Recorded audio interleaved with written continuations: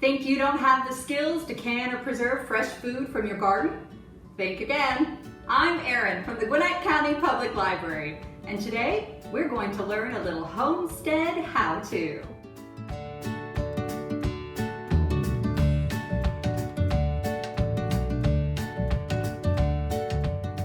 Canning is a great way to preserve some of your more acidic fruits and vegetables, and you only need some simple equipment. Here we have mason jars. These come in all kinds of sizes, and you can reuse the glass portion over and over as long as you sterilize them. What you're going to need is a few fresh lids. Look for an unbroken seal around the ring here. If this gets worn away, you end up with bacteria in your food, which nobody wants. You'll also need a pot tall enough to cover your glass jars with at least a full inch of boiling water. I found that it helps to have a little rack that you can put in here. They make them specifically for canning, and it keeps your glass jars off the bottom of your boiling metal. That way, your glass doesn't crack and you don't end up with shards of glass in your strawberry jam. Nobody wants that. Now you can lift your jars in and out of your water bath with tongs. I am a very clumsy person. I would never try this. I need something that gives you a little bit of a curved handle and helps you pick up your sealed jars and put them into and out of your water bath. These are essential. You can have a funnel. This helps. It helps you get some food straight into your mason jar. They come in different sizes as well. I also use skewers. This helps get the air bubbles out of your food before you seal it up. And you're going to need some pot holders, and you're going to need some towels to help you handle the heat.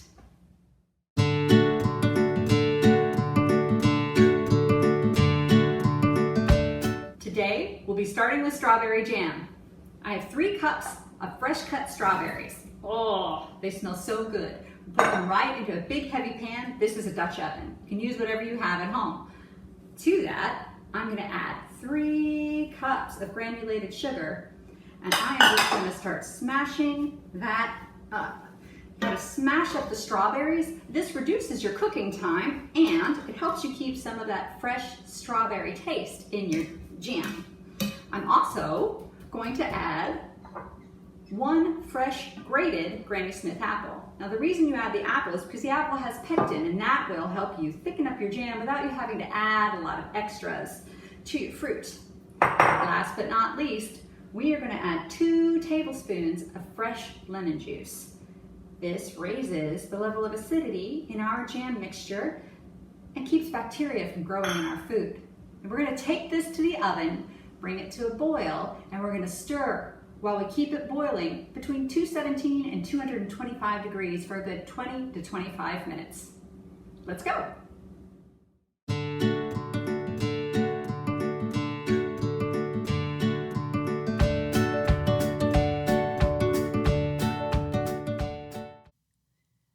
Let's check the temperature of our jam. Looks good. Skim off the foam. You could leave this here. Foam doesn't affect the taste or the safety. You just might not want strawberry foam sitting on top of your fresh-made jam. While the jam has been cooking, I set up a water bath. I have our pot filled with water, and our mason jars have been happily boiling away for the last 10 minutes. Now I'm going to use my jar lifter to pull these jars out of the water and set them very carefully onto the towels nearby. While the jars and the jam are still hot, set a canning funnel into the mouth of a jar and ladle in your strawberry preserves. If you don't have a large ladle, you can use a serving spoon or a measuring cup. Just watch your fingers. Make sure you leave it ½ an inch at the top. Your best guideline is to stop filling at the bottom ring of your mason jar. Your food will expand as it sets. If you don't leave space, your strawberry jam could try to escape under the lid, ruining the seal and exposing the entire jar to bacteria. Take a skewer and check your jam for air bubbles. Wipe off the rim, set on a fresh lid and tighten, but don't over-tighten the ring. Now it's time to pop your fresh strawberry jam back into the boiling water. Carefully lower the filled and sealed jars one at a time into the pot and onto your jar rack. You need at least 1 inch of water covering your jars. Put the lid back on and process at a full boil for 10 minutes. Then turn your heat off and let it cool down slowly for another 5 minutes. These last 5 minutes will set the seal on your lids. And you're all done.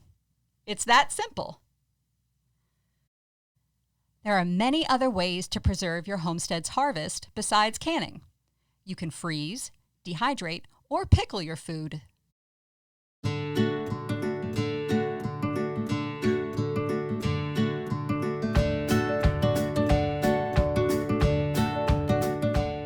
Today we'll also be making some simple bread and butter pickles. We're going to start with some tiny pickling cucumbers. We're going to cut these into 1/4-inch rounds.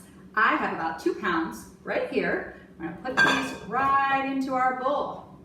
Now I need a little extra flavor, so we're going to add to that 1 finely diced white onion and 1 finely diced red bell pepper. We're also going to add 2 tablespoons of kosher or pickling salt. Now this is very important because if you use your regular table salt, you'll end up with iodine or decaking ingredients that could give you a cloudy brine. You're gonna pour this on top, then you're gonna take these fancy mixers and you're gonna mix all of your cucumbers and onions and bell peppers in with the salt until everything is fully coated. When you get it all mixed in well, you're gonna pop this right into your refrigerator. You'll chill it for 3 hours. And while that happens, let's make a brine. Come on.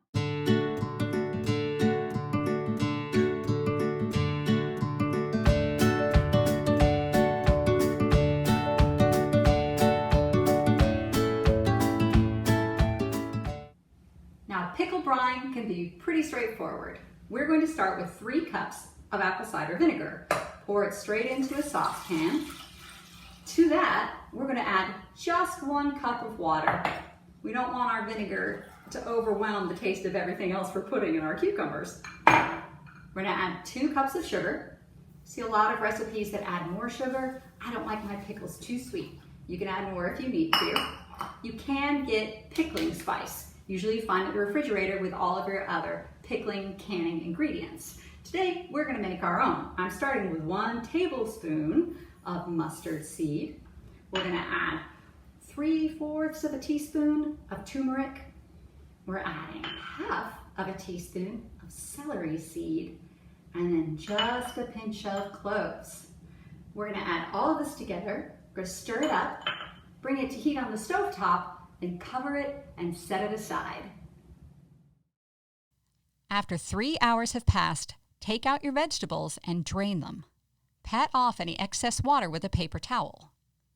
Remove your heated jars from the water with your handy-dandy jar lifter and prepare them for filling on the sink.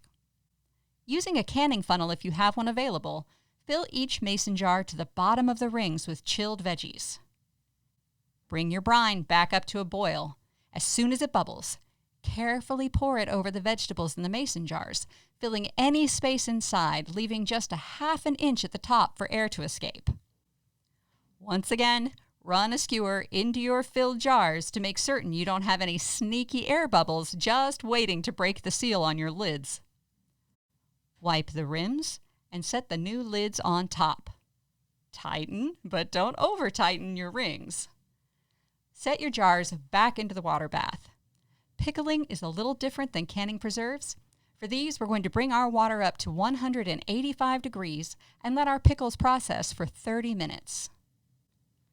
These tasty cucumbers need 2 days after they come out of the water bath to be complete, but the pickles are worth the wait.